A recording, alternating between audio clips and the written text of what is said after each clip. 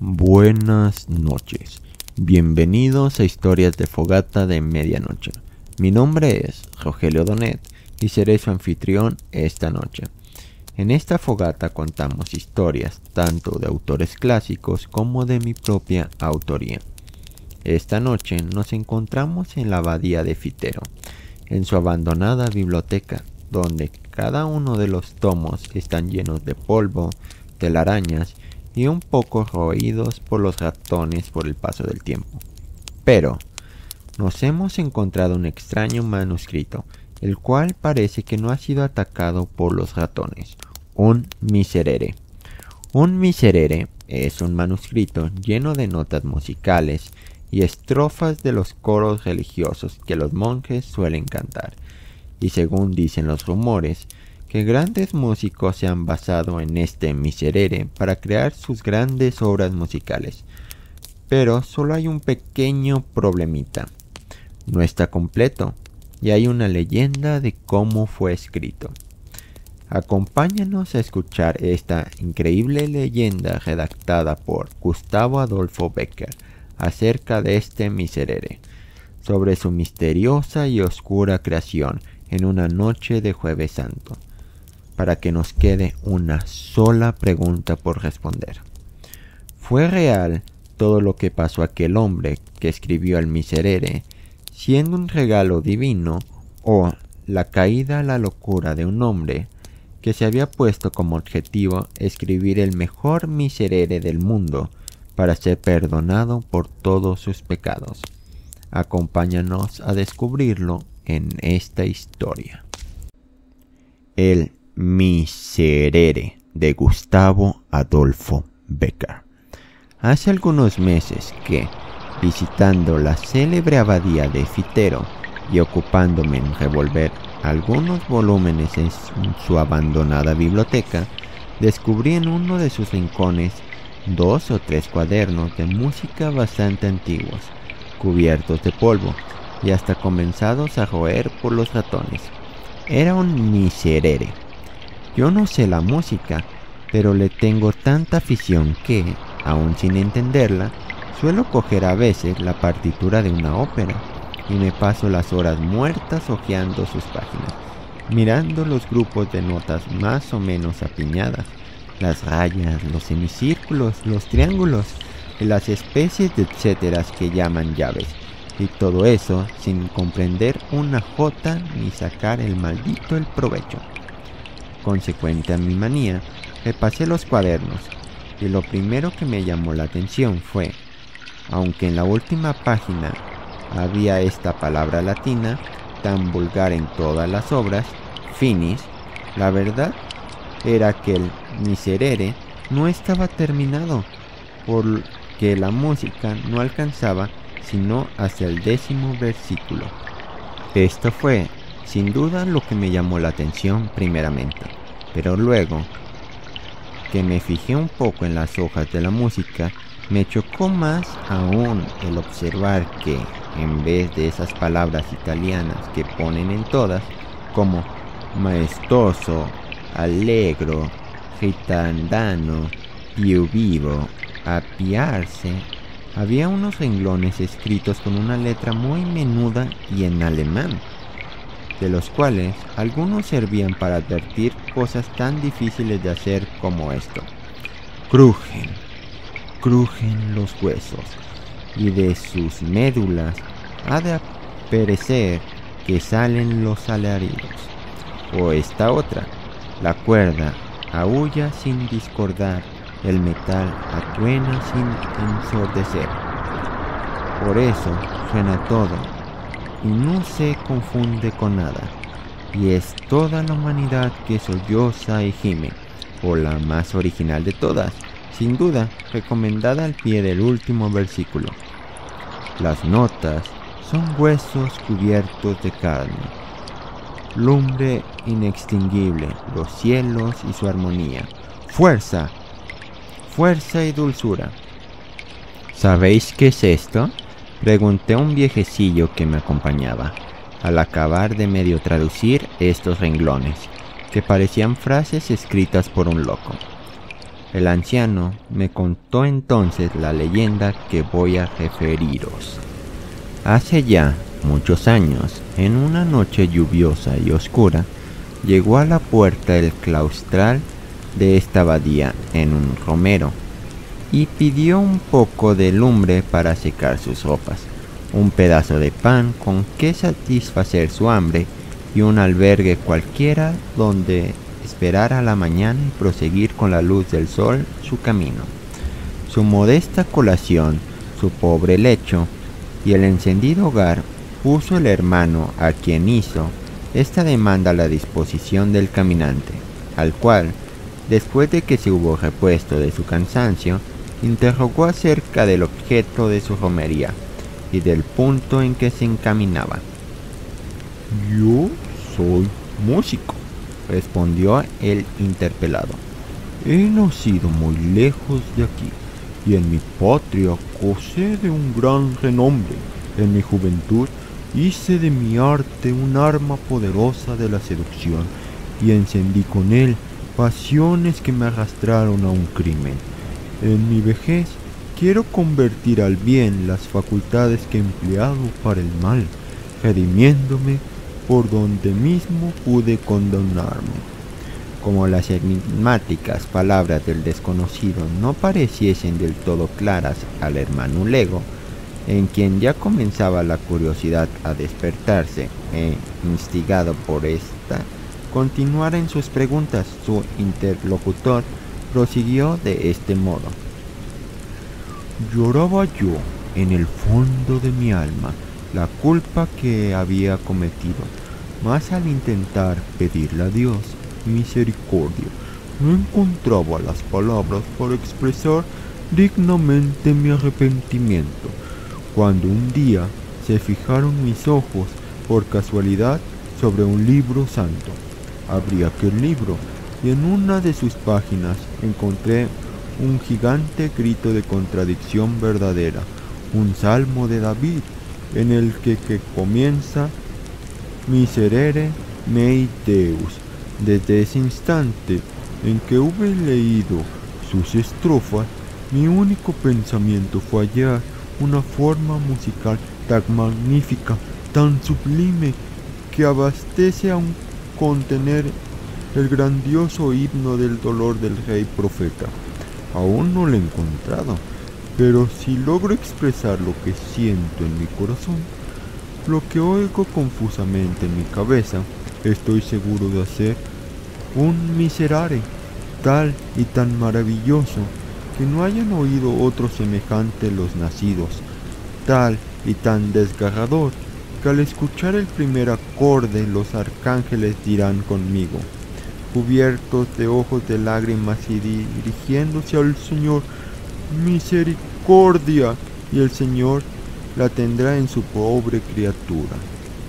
El romero, al llegar a este punto de su narración, calló por un instante, y después, exhalando un suspiro, tornó a coger el hilo de su discurso.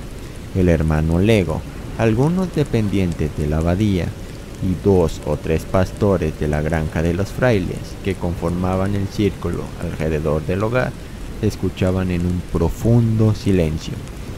«Después», continuó, «de recorrer toda Alemania, toda Italia y la mayor parte de este país clásico para la música religiosa, aún no he oído un miserere en que pueda inspirarme, ni uno, y he oído tantos que puedo decir que los he oído todos». «¿Todos?», dijo entonces, interrumpiéndole uno de los radabanes. «¿A que no habéis oído aún el miserere de la montaña?» «¿El miserere de la montaña?», exclamó el músico con aire de extrañeza. «¿Qué miserere es ese?». «¿No dije?», murmuró el campesino y luego prosiguió con una entonación misteriosa. «Ese miserere que solo oyen por casualidad los que, como yo, andan día y noche tras el ganado entre breñas y peñascales.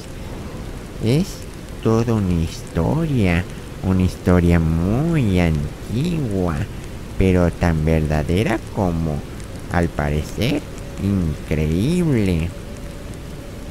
Es el caso que, en lo más frugoso de esas cordilleras de montañas que limitan el horizonte del valle, en el fondo del cual se halla la abadía, hubo hace muchos años, que digo muchos años, muchos siglos, un monasterio famoso, cuyo monasterio, a lo que parece, se edificó a sus expensas un señor cuyos bienes había de legarle a su hijo, al cual desheredó al morir en pena de sus maldades.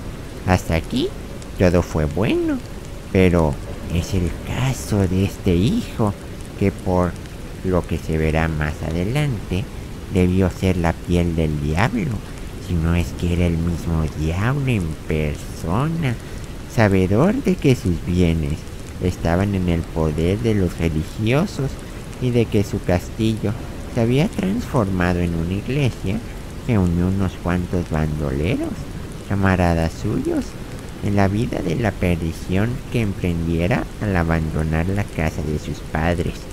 Y una noche de Jueves Santo, en que los monjes se hallaban en el coro, y en el punto y hora que iban a comenzar, o habían comenzado el miserere, pusieron fuego al monasterio, entraron a saco en la iglesia, y a este quiero, aquel no, se dice que no dejaron fraile a vida. Después de esta atrocidad, se marcharon los bandidos y su instigador con ellos. ¿A dónde? No se sabe. A los profundos, tal vez. Las llamas redujeron el monasterio a escombros. De la iglesia aún quedan en pie las ruinas sobre el cóncavo peñón donde nace la cascada que, después de estrellarse del peñón, en el peñón formaba un riachuelo que viene a bañar los muros de esta abadía. Pero, Atajó impaciente el músico. ¿y el miserere? Aguardaos, continuó con gran sorna el Jadabán, que todo irá por partes. Dicho lo cual, siguió así su historia. Las gentes de los contornos se escandalizaron del crimen, de padres a hijos y de hijos a nietos.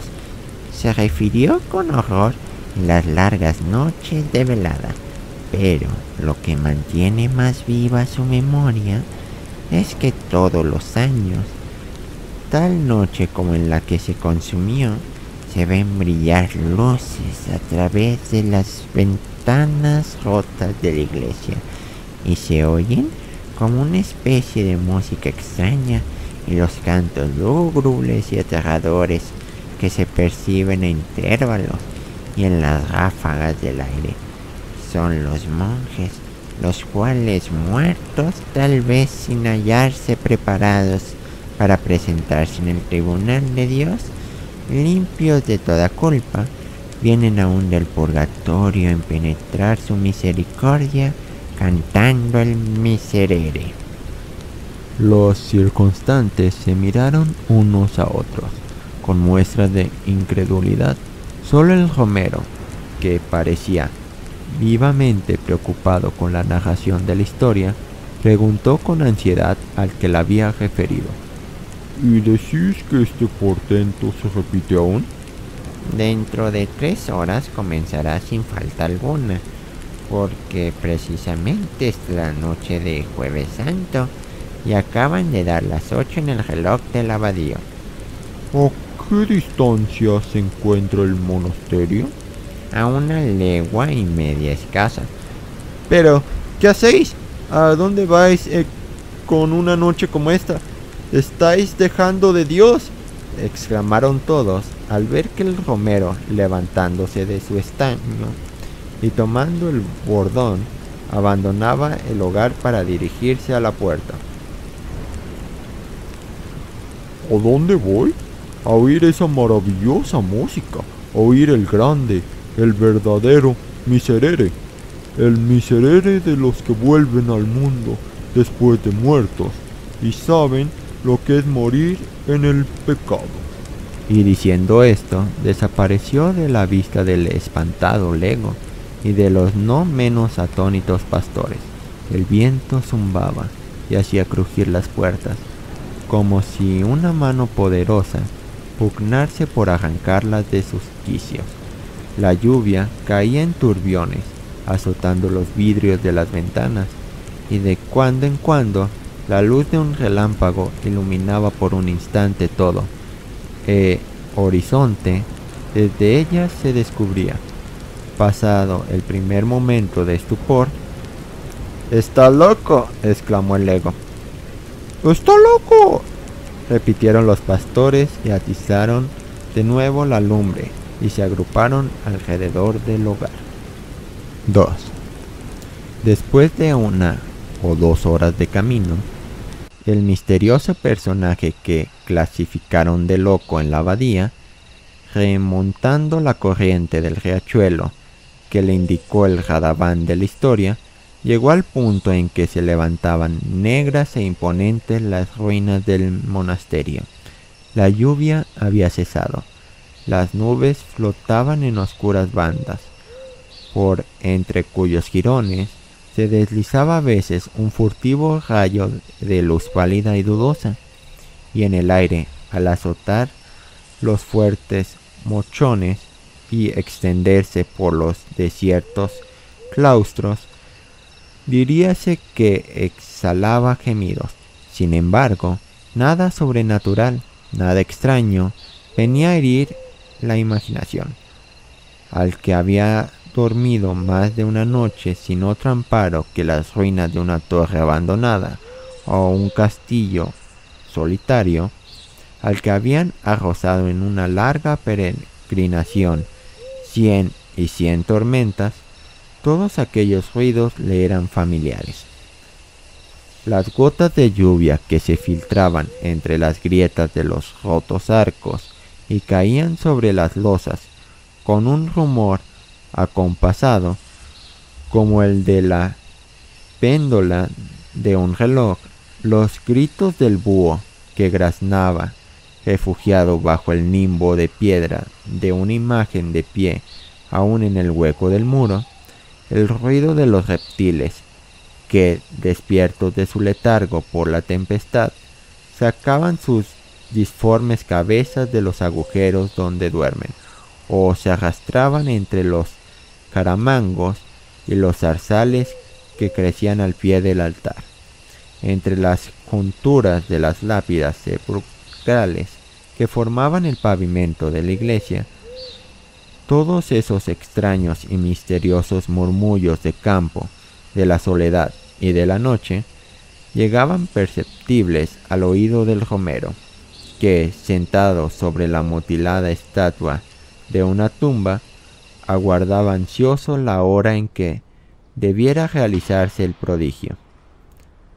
Transcurrió tiempo, y nada se percibió. Aquellos 1000 confusos rumores seguían sonando y combinándose de 1000 maneras distintas, pero siempre los mismos. «Si me habrá engañado», pensó el músico, pero en aquel instante se oyó un ruido nuevo, un ruido inexplicable en aquel lugar, como el que produce un reloj algunos segundos antes de sonar la hora, un ruido de ruedas que giran, de cuerdas que se dilatan y de una maquinaria que se agita sordamente y se dispone a usar de su misteriosa vitalidad mecánica. Y sonó una campanada, 2, 3, hasta 11. En el derruido templo no había campana, ni reloj, ni torre ya siquiera. Aún no había expirado, debilitándose en el eco en eco, la última campanada.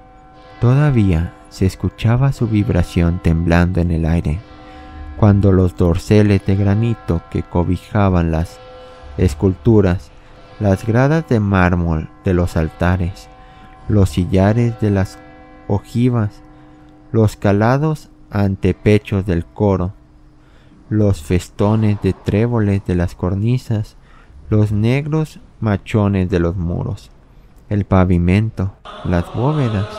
La iglesia entera comenzó a iluminarse espontáneamente, sin que se viese una antorcha, un cirio, una lámpara que derramase aquella insólita claridad.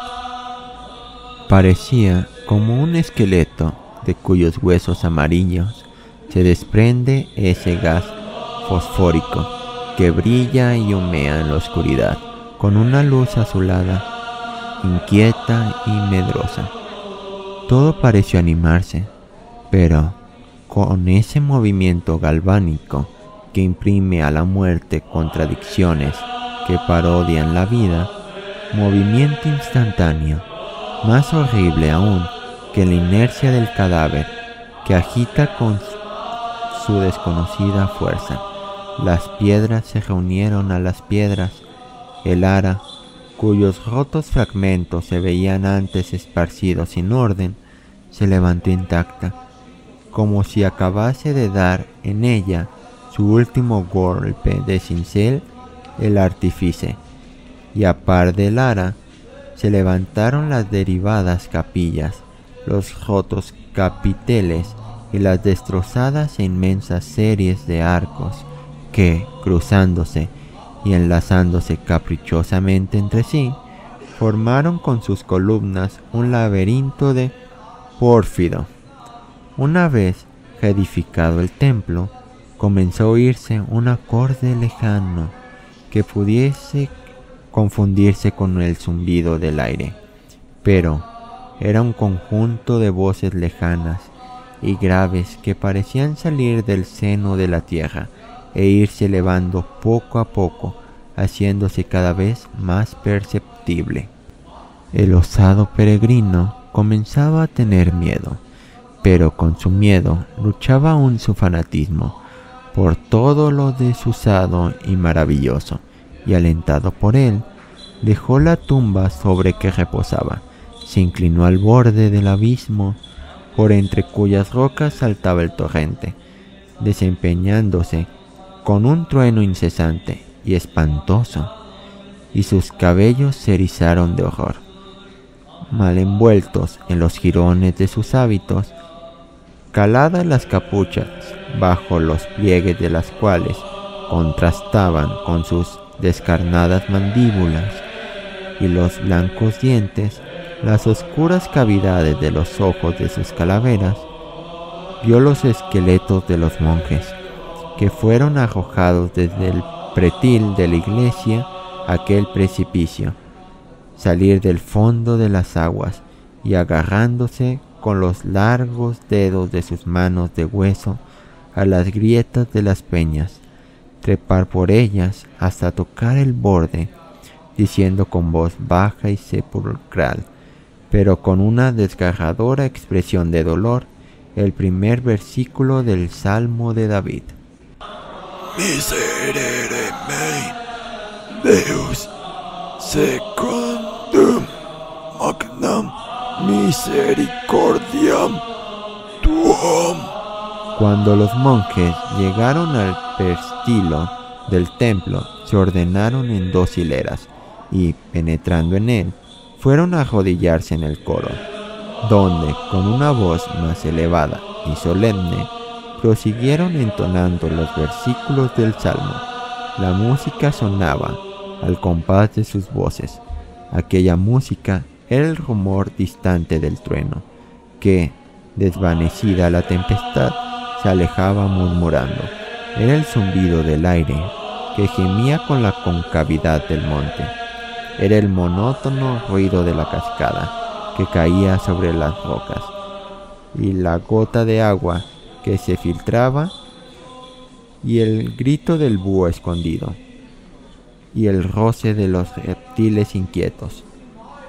Todo esto era la música, y algo más que no puede explicarse ni apenas concebirse. Algo más que parecía como el eco de un órgano que acompañaba los versículos del gigante himno de contrición del rey salmista, con notas y acordes tan gigantes como palabras terribles. Siguió la ceremonia. El músico, que la presenciaba absorto y aterrado, creía estar fuera del mundo real, vivir en esa región fantástica del sueño, en que todas las cosas se revisten de formas extrañas y fenomenales. Un sacudimiento terrible vino a sacarle de aquel estupor, que embargaba todas las facultades de su espíritu. Sus nervios saltaron al impulso de una conmoción fuertísima. Sus dientes chocaron, agitándose con un temblor imposible de reprimir, y el frío penetró hasta la médula de sus huesos. Los monjes pronunciaban en aquel instante estas espantosas palabras del Miserere: In inquietibus concepta sum, et in peccatis concepti me mater mea. Al resonar este versículo y dilatarse sus ecos retumbando de bóveda en bóveda, se levantó un alarido tremendo que parecía un grito de dolor arrancado a la humanidad entera por la conciencia de sus maldades, un grito horroroso, formado de todos los lamentos del infortunio, de todos los aullidos de la desesperación, de todas las blasfemias de la impiedad, concierto monstruoso, digno intérprete de los que viven en el pecado y fueron concebidos en la inequidad. Prosiguió el canto, ora tristísimo y profundo, ora semejante a un rayo de sol que rompe la nube oscura de la tempestad, haciendo suceder un relámpago de terror, otro relámpago de júbilo, hasta que, merced a una transformación súbdita, la iglesia resplandeció, bañada en luz celeste. Las osamentas de los monjes se vistieron de sus carnes. Una aureola luminosa brilló en el derredor de sus frentes. Se rompió la cúpula y a través de ella se vio el cielo, como un océano de lumbre abierto a la mirada de los justos.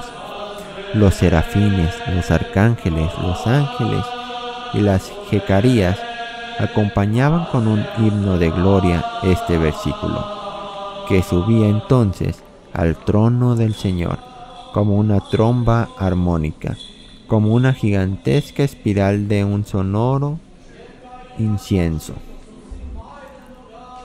Auditi meo dabais gaudium el aetitiam et exabunt osa humiliata. En ese punto, la claridad deslumbradora cegó los ojos del romero. Sus sienes latieron con violencia, zumbaron sus oídos, y cayó sin conocimiento por tierra, y no oyó más. 3. Al día siguiente, los pacíficos monjes de la abadía de Fitero, a quienes el hermano Lego había dado cuenta de la extraña visita de la noche anterior, vieron entrar por sus puertas, pálido y como fuera de sí, al desconocido romero. ¿Oísteis al cabo el Miserere?, le preguntó con cierta mezcla de ironía el Lego, lanzando a hurtadillas una mirada de inteligencia a sus superiores. Sí, respondió el músico. ¿Qué tal os has parecido? lo voy a escribir. Dadme un asilo en vuestra casa, prosiguió dirigiéndose al abad. Un asilo y pan por algunos meses, y voy a dejaros una obra inmortal del arte, un Miserere, que borre mis culpas a los ojos de Dios, eternice mi memoria y eternice con ella la de esta abadía. Los monjes, por curiosidad, aconsejaron al abad que accediese a su demanda. El abad, por compasión, aun creyéndole un loco, accedió. Al fin, a ella, el músico instalado ya en el monasterio, comenzó su obra. Noche y día trabajaba con un afán incesante. En la mitad de su tarea se paraba y parecía como escuchar algo que sonaba en su imaginación, y se dilataban sus pupilas, saltaba en el asiento y exclamaba: ¡Eso es! ¡Así! ¡Así no hay duda! ¡Así! Y proseguía escribiendo notas con una rapidez febril que dio en más de una ocasión que admirar a los que le observaban sin ser vistos. Escribió los primeros versículos y luego los siguientes, y hasta la mitad del salmo, pero al llegar al último que había oído en la montaña, le fue imposible proseguir. Escribió 1, 2, 100, 200 borradores, todo inútil. Su música no se parecía a aquella música ya notada, y el sueño huyó de sus párpados, y perdió el apetito, y la fiebre se apoderó de su cabeza, y se volvió loco, y se murió. En fin, sin poder terminar el miserere que, como una cosa extraña, guardaron los frailes a su muerte, y aún se conserva hoy en el archivo de la abadía. Cuando el viejecito concluyó de contarme esta historia, no pude menos de volver a ver los ojos al empolvado y antiguo manuscrito del miserere, que aún estaba abierto sobre una de las mesas. Impecatis conceptib me mater mea. Estas eran las palabras de la página que tenía ante mi vista y que parecían mofarse de mí con sus notas, sus llaves y sus garabatos ininteligibles para los legos en la música. Por haberlas podido leer, hubiera dado un mundo. Quién sabe si no será una locura. Y así termina esta leyenda de este increíble miserere, donde nos queda la duda de qué es lo que iba en esa última página que no está completa, y qué significan todas esas palabras ilegibles. ¿Qué darían ustedes por poder leerlas? ¿O creen que es mejor no saber qué es lo que dicen? Después de relatarles esta leyenda, donde lo paranormal y lo divino se juntaron para crear este miserere, ¿creen que en realidad sucedió?